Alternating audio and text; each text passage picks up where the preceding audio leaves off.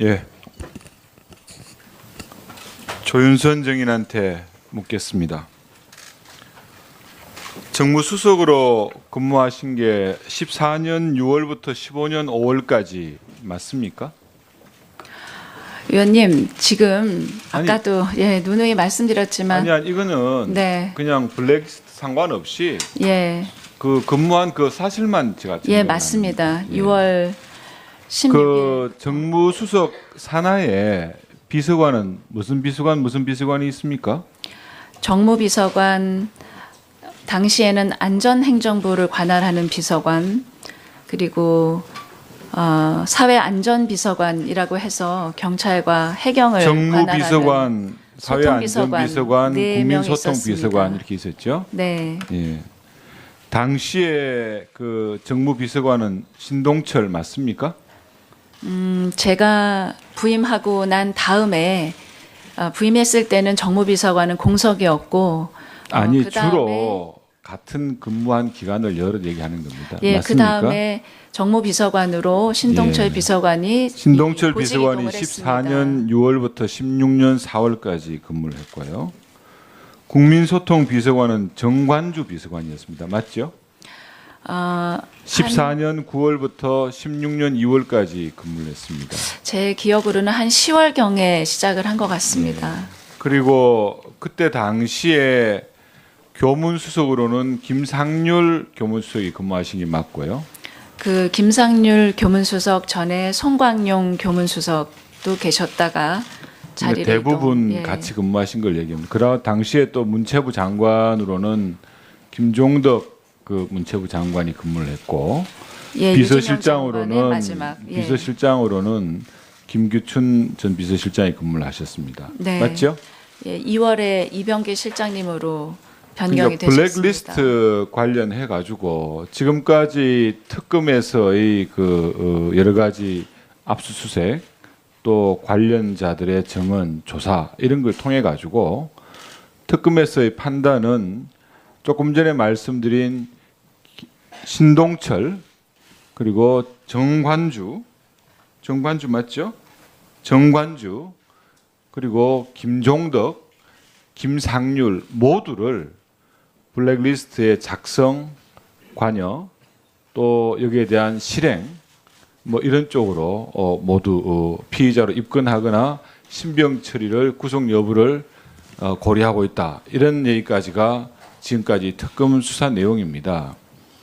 당시에 조윤선 정인하고 같이 근무했던 비서관 2명, 또 동료였던 교문수석, 당시 문체부 장관을 포함해 가지고 모두 다 블랙리스트 관련된 아주 혐의를 받고 있고 상당한 정황이 있다고 판단이 되는데 유독 당시에 정무수석으로 근무하셨던 조윤선 정인께서 블랙리스트를 본 적도 없고 작성에 관여한 적도 없고 그걸 어떻게 실행한 적도 없다 이렇게 이제 얘기를 하니까 그런 부분에 대해서 많은 국민들과 여기 특유 있는 조사위원들까지도 그 말씀에 대한 그 신빙성을 믿지 못하는 겁니다. 우리 조윤선 정인한테 한번 묻겠습니다.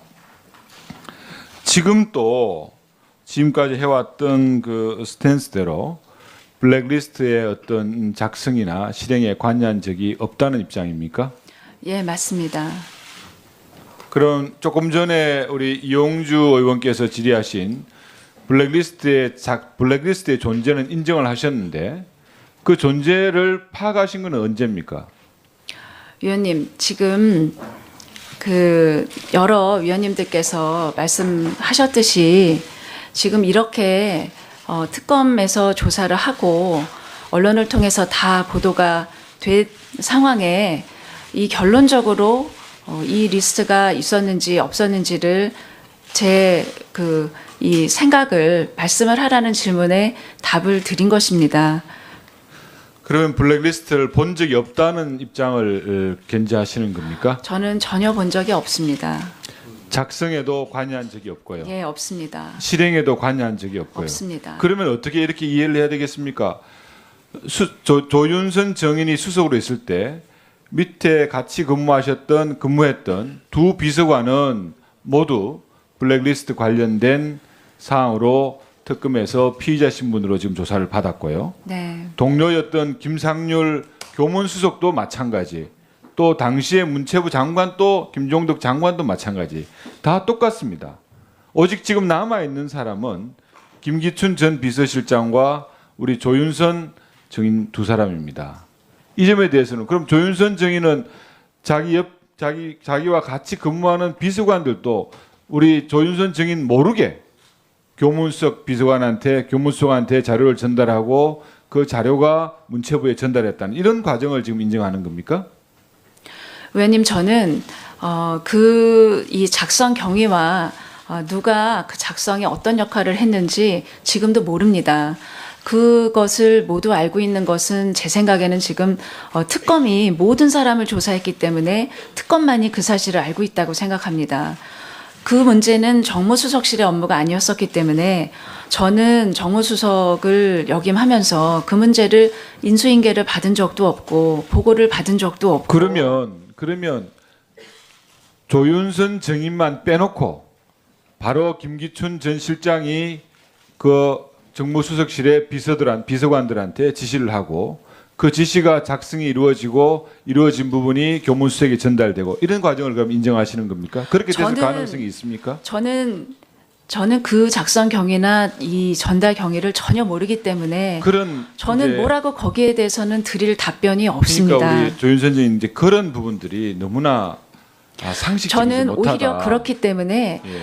이제까지 모든 분들을 조사를 한 특검에서 왜 저를 빨리 소환해서 이런 사실관계를 예, 밝히지 알겠습니다. 않는지 한 의아하고. 가지만 더 묻겠습니다.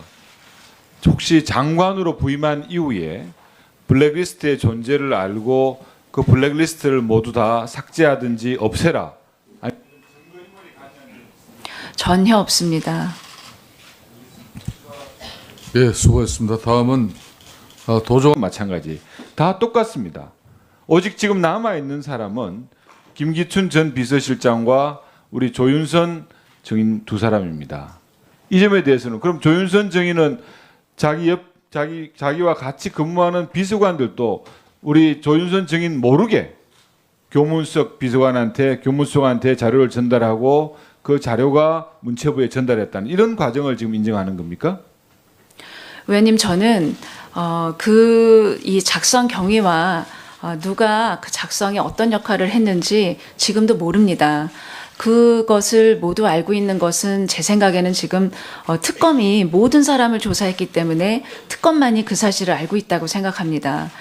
그 문제는 정무수석실의 업무가 아니었었기 때문에 저는 정무수석을 역임하면서 그 문제를 인수인계를 받은 적도 없고 보고를 받은 적도 없고. 그러면 조윤선 증인만 빼놓고 바로 김기춘 전 실장이 그 정무수석실의 비서관들한테 지시를 하고 그 지시가 작성이 이루어진 부분이 교문수석에 전달되고 이런 과정을 그럼 인정하시는 겁니까? 그렇게 됐을 가능성이 있습니까? 예. 조윤선 증인한테 묻겠습니다. 정무수석으로 근무하신 게 14년 6월부터 15년 5월까지 맞습니까? 의원님, 지금 아까도 누누이 말씀드렸지만 아니 이거는 네. 그냥 블랙리스트 상관없이 예, 그 근무한 그 사실만 제가 예, 맞습니다. 6월 16일 그 정무수석 산하에 비서관은 무슨 비서관이 있습니까? 정무비서관, 당시에는 안전행정부를 관할하는 비서관, 그리고 사회안전비서관이라고 해서 경찰과 해경을 정무비서관, 소통비서관, 사회안전비서관, 네 명 국민소통비서관 있었습니다. 이렇게 있었죠. 네, 예. 당시에 그 정무비서관은 신동철 맞습니까? 제가 부임하고 난 다음에 부임했을 때는 정무비서관은 공석이었고 아니 그다음에 주로 같은 근무한 기간을 여러 얘기하는 겁니다. 예, 그 맞습니까? 다음에 정무비서관으로 신동철 예. 비서관이 신동철 보직 비서관이 이동을 14년 6월입니까? 예, 맞습니다. 그럼 조금 전에 우리 이용주 의원께서 질의하신 블랙리스트의 존재는 인정을 하셨는데 그 존재를 파악하신 건 언제입니까? 위원님, 지금 그 여러 위원님들께서 말씀하셨듯이 지금 이렇게 특검에서 조사를 하고 언론을 통해서 다 보도가 된 상황에 이 결론적으로 이 리스트가 있었는지 없었는지를 이 생각을 말씀을 하라는 질문에 답을 드린 것입니다. 그러면 블랙리스트를 본 적이 없다는 입장을 견지하시는 겁니까? 저는 전혀 본 적이 없습니다. 작성에도 관여한 적이 없고요. 예, 없습니다. 실행에도 관여한 적이 없고요. 없습니다. 그러면 어떻게 이렇게 이해를 해야 되겠습니까? 조윤선 정인이 수석으로 있을 때 밑에 같이 근무했던 두 비서관은 모두 블랙리스트 관련된 사항으로 특검에서 피의자 신분으로 지금 조사를 받았고요. 네. 동료였던 김상률 교문수석도 마찬가지. 또 당시에 문체부 장관 또 김종덕 장관들부터 16년 4월까지 근무를 했고요. 국민소통 비서관은 정관주 비서관이었습니다. 맞죠? 14년 9월부터 16년 2월까지 근무를 했습니다. 제 기억으로는 한 10월경에 시작을 한 것 같습니다. 그리고 그때 당시에 교문수석으로는 김상률 교문수석이 근무하신 게 맞고요. 그 김상률 교문수석 전에 송광용 교문수석도 계셨다가 자리를 대부분 이동, 예. 같이 근무하신 걸 얘기합니다. 그러나 당시에 또 문체부 장관으로는 김종덕 그 문체부 장관이 근무를 했고 예, 비서실장으로는 유진영 장관의 마지막, 예. 비서실장으로는 김규춘 전 비서실장이 근무를 하셨습니다. 네. 맞죠? 예, 2월에 이병기 실장님으로 변경이 그러니까 되셨습니다. 블랙리스트 관련해 가지고 지금까지 특검에서의 여러 가지 압수수색 또 관련자들의 증언 조사 이런 걸 통해 가지고 특검에서의 판단은 조금 전에 말씀드린 신동철 그리고 정관주 맞죠? 정관주 그리고 김종덕, 김상률 모두를 블랙리스트의 작성, 관여 또 여기에 대한 실행 뭐 이런 쪽으로 모두 피의자로 입건하거나 신병 처리를 구속 여부를 고려하고 있다. 이런 얘기까지가 지금까지 특검 수사 내용입니다. 당시에 조윤선 정인하고 같이 근무했던 비서관 2명, 또 동료였던 교문수석, 당시 문체부 장관을 포함해 가지고 모두 다 블랙리스트 관련된 아주 혐의를 받고 있고 상당한 정황이 있다고 판단이 되는데 유독 당시에 정무수석으로 근무하셨던 조윤선 정인께서 블랙리스트를 본 적도 없고 작성에 관여한 적도 없고 그걸 어떻게 실행한 적도 없다 이렇게 이제 얘기를 하니까 그런 부분에 대해서 많은 국민들과 여기 특유 있는 조사위원들까지도 그 말씀에 대한 그 신빙성을 믿지 못하는 겁니다. 우리 조윤선 정인한테 한번 묻겠습니다. 지금 또 지금까지 해왔던 그 스탠스대로 블랙리스트의 어떤 작성이나 실행에 관여한 적이 없다는 입장입니다.